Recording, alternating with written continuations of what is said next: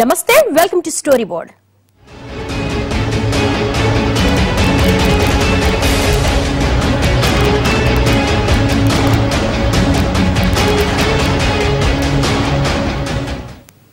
ఒకే దేశం ఒకే పన్ను ఇది పీఠమెక్కిన దగ్గర నుంచి మోడీ ప్రభుత్వం చెప్తున్న మాట.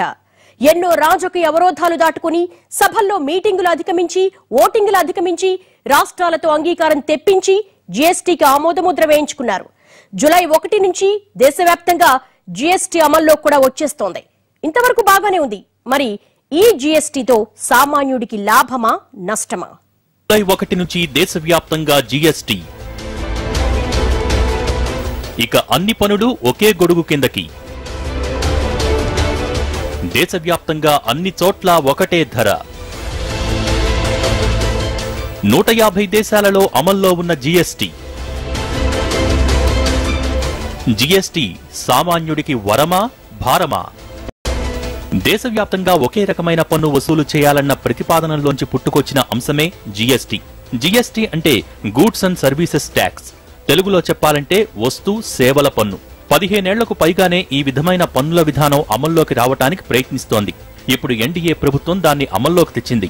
దేశంలో పన్నుపై పన్ను వేసే పద్ధతిని నిర్మూలించడానికి తెరపైకి తీసుకొచ్చిన జీఎస్టీ ప్రస్తుతం 150కి పైగా దేశాల్లో అమల్లో ఉంది. ఇప్పటి వరకు ఉన్న పన్ను విధానంలో ఒక వస్తువు వినియోగదారుణ్ణి చేరాలంటే ముడి సరుకు నుంచి తయారీ, హోల్సేల్, రిటైల్ ఇలా అన్ని దశలు దాటుకుంటూ రావాలి. ఇక సేవల విషయంలో కూడా ఇలాగే 2-3 స్థాయిలు ఉంటాయి. ఇలా ఈ ప్రతి ఒక్క దశలోనూ కొంత విలువ పెరుగుతుంది. ఇలా పెరిగిన ప్రతిసారి దాని మీద పన్ను పడుతుంది. అంటే అన్ని దశల్లోనూ పన్ను కట్టాల్సి ఉంటుంది. మొదటి దశలో చెల్లించిన పన్ను మీద ఆ తర్వాత దశలో పన్ను పడుతుంది. ఇలా అన్ని దశలు దాటే వరకు పన్ను మీద కూడా పన్ను పడుతుంది.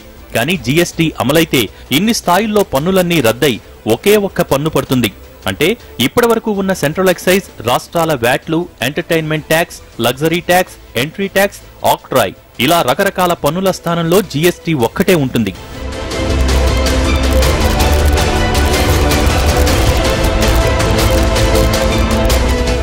ఇక జీఎస్టీ కూడా అన్ని వస్తువుల మీద ఒకేలా ఉండదు. వస్తువులు, అవసరాలు, వినియోగం, వాటి లభ్యత, తయారీ, దిగుమతి తదితర అంశాలను బేస్ చేసుకుని జీఎస్టీని 4 విభాగాలుగా చేశారు. జీఎస్టీలో 5%, 12%, 18%, 28% ఇలా 4 స్లాబులుంటాయి. మొత్తంగా పళ్లు, ఆహార పదార్థాలు, కూరగాయలు వంటి వాటిని జీఎస్టీ నుంచి మినహాయించారు. ఇందులో 5% స్లాబ్లోకి వంట నూనెలు, మసాలా దినుసులు వంటి నిత్యావసరాలు వస్తాయి.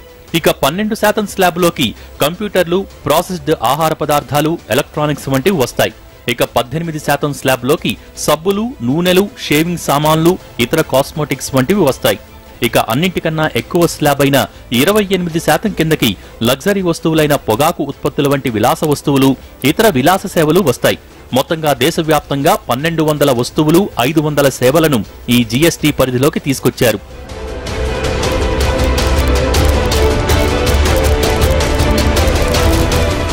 జీఎస్టీ అమలుతో జూలై 1 నుంచి ఆహార ధాన్యాల ధరలు తగ్గనున్నాయి. వీటితో పాటు చక్కెర, టీ పొడి, కాఫీ పొడి, వంట నూనెల ధరలు తగ్గుతాయి. ఇప్పటి వరకు వీటిపై దేశవ్యాప్తంగా 5% పన్ను ఉంటోంది. సౌందర్య నూనెలు, సబ్బులు, టూత్ పేస్టులపై ప్రస్తుతం ఉన్న 24% పన్ను 18%కి తగ్గబోతోంది. ఈ మేరకు వాటి ధరలు తగ్గనున్నాయి. రైళ్లలో ఏసీ ప్రయాణాలు, సినిమా టికెట్ల రేట్లు తగ్గనున్నాయి. ఏసీలు, రిఫ్రిజిరేటర్లు వంటి వాటిపై ఉన్న 29% పన్నులు 28%కి తగ్గించడంతో వాటి ధరలు తగ్గబోతున్నాయి. ఇక సామాన్యుడి కలల కార్ల ధరల్లో భారీ తేడాలు రాబోతున్నాయి. సామాన్య మధ్యతరగతి వాళ్లు కొనుగోలు చేసే కార్ల ధరలు స్వల్పంగా పెరగబోతున్నాయి. ఇక లగ్జరీ కార్లకు ఇప్పటి వరకు ఉన్న 55% పన్నులు భారీగా తగ్గనున్నాయి.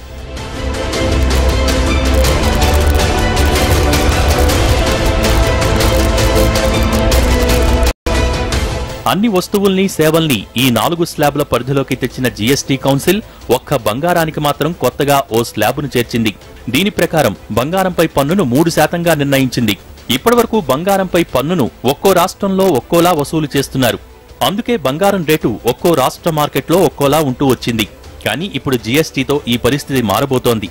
ఇప్పటివరకు సగటున 2% వరకు ఉన్న ఈ పన్నులు ఇప్పుడు 3%కి పెరగటం అన్నది కాస్త ఇబ్బందికరమైన అంశమే అయినా ఇది బంగారం డిమాండ్ను తగ్గించబోతోందని అంటున్నాయి బులియన్ వర్గాలు. జీఎస్టీ అమలైనా పాత రేటుకి కొత్త రేటుకి పెద్ద తేడా ఏమీ ఉండబోదంటున్నారు.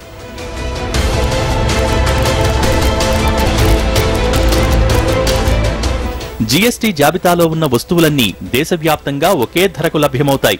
అంటే ఉదాహరణకు ఒక కంపెనీ ఉత్పత్తి చేసే ఓ సబ్బు ఇప్పటివరకు స్థానిక పన్నుల కారణంగా ఒక్కో రాష్ట్రంలో ఒక్కో ధరలో ఉండేది.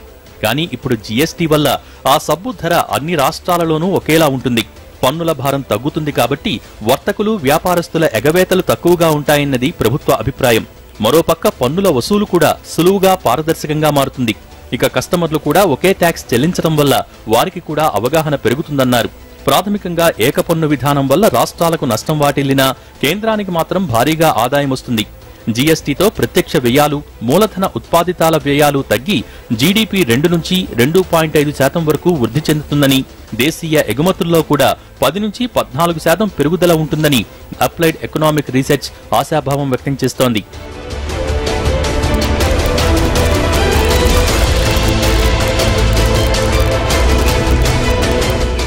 ఇప్పటివరకు జీఎస్టీ మీద రాష్ట్రాలకు ఎన్నో అనుమానాలు ఉన్నాయి. అయితే వాటన్నింటినీ కేంద్ర ప్రభుత్వం ఏదో ఒకటి చెప్పి మభ్యపెడుతూ వస్తోందన్న విమర్శలు ఉన్నాయి. అసలు జీఎస్టీ అమలైతే తలెత్తే ఇబ్బందులు ఇప్పుడే చెప్పలేమంటున్నారు కొందరు ఆర్థిక నిపుణులు. ఇప్పటికీ జీఎస్టీ స్లాబుల మీద విమర్శలు వినిపిస్తూనే ఉన్నాయి. కొన్ని వస్తువుల స్లాబులు మార్చాలన్న డిమాండ్లు వస్తున్నాయి. బంగారానికి 2% స్లాబ్ ఉంచాలని కొందరు డిమాండ్ చేస్తున్నారు. చాలా వర్గాలు, సేవల నుంచి చాలా అంశాలు వినిపిస్తున్నాయి. వాటన్నింటినీ జూన్ 11న జరగబోయే సమావేశంలో జీఎస్టీ చర్చించబోతోంది.